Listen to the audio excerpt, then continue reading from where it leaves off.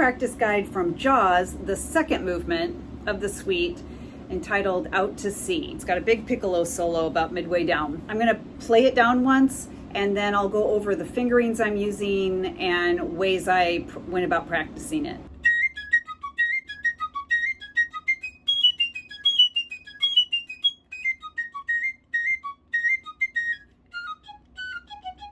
Okay, the tempo goes anywhere between 104 to 108, somewhere in there, which is quite fast with the articulation in mind, so you can't really double tongue it. Of course, use your B flat thumb all the way. You have no time to be dealing with one and one. The other thing is all the high A flats using an alternate. This is where it's a little hard call whether to use the alternate A flat or not.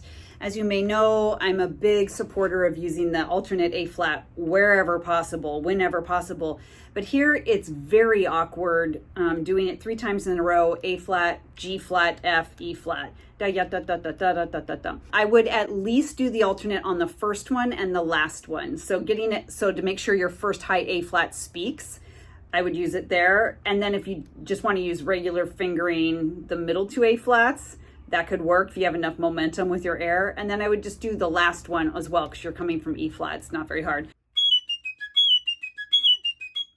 Yeah, that's hard for me to do, but so I did the middle 2 A flats regular.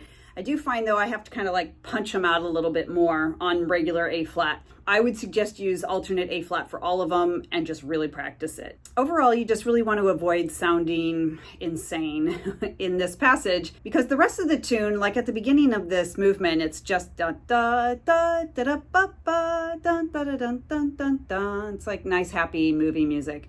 And then the piccolo comes in, but I think it's supposed to sound, I don't know what's trying to be conveyed here. It's the only part in all the John Williams music that I do not like for the piccolo. It doesn't make any sense to me, but he didn't ask for my opinion. But you want to try to make it sound like jovial, like the beginning is, dun da da da dum bum bum, going out to sea, everything's great, and you want to still try to make it sound like everything's great.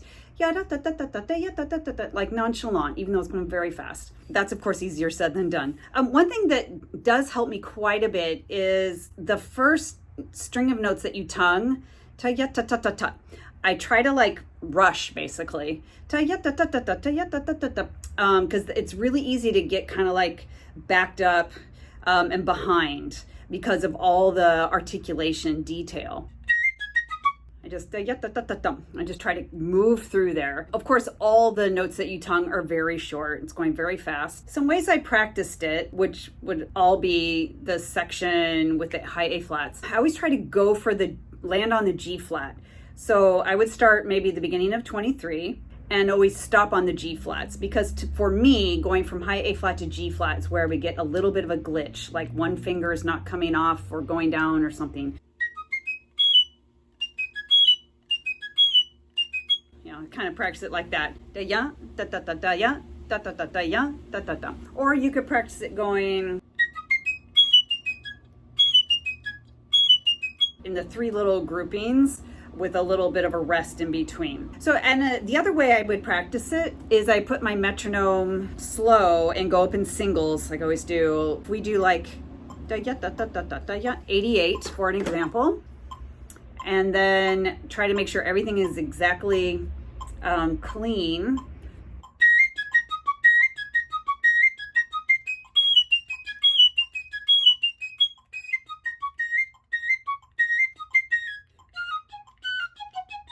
So I was 88, and then I would go to 89, do it all again, working my way up. Like I said before, try not to make it sound insane, but sound just very light and whatever the opposite of insane is. Just very light, I don't know, maybe buoyant or something.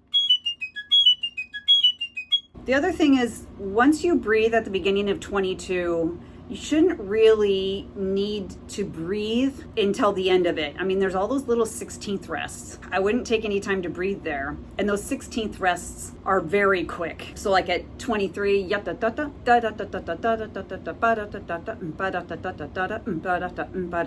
if you do have to breathe, try not to disturb your embouchure too much. You don't want to be taking like that big breath like that. you're going to be late. You're going to be late, and then once you get behind in this type of passage, there's no hope in getting back in it without stumbling forward. I'm just going to play it one more time, and I'm not going to move in between the 16th rests. I'm not moving my embouchure. At least I don't think I am. I'm just I just kind of pause. I'm just not blowing air forward.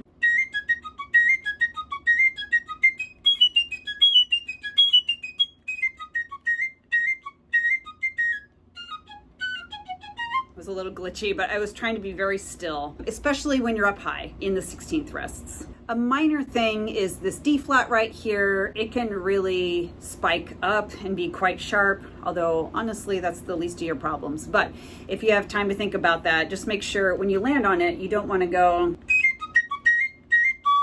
It's really easy to go up like that. Okay, so those are the main ways I practice it, and with the fingerings I'm using and the things I'm thinking about. This particular practice guide on this out to sea was per request. So if anyone has any requests, you'd like me to do a practice guide like this one, just put that down in the comments or send me a message, and I will for sure add it to my list. I have a small list going of requests, but I will definitely get to it. And please hit subscribe if you haven't already. I have an ongoing playlist of these practice guides, and you'll get a notification when I get that next one posted. Thanks for watching this video, and happy practicing.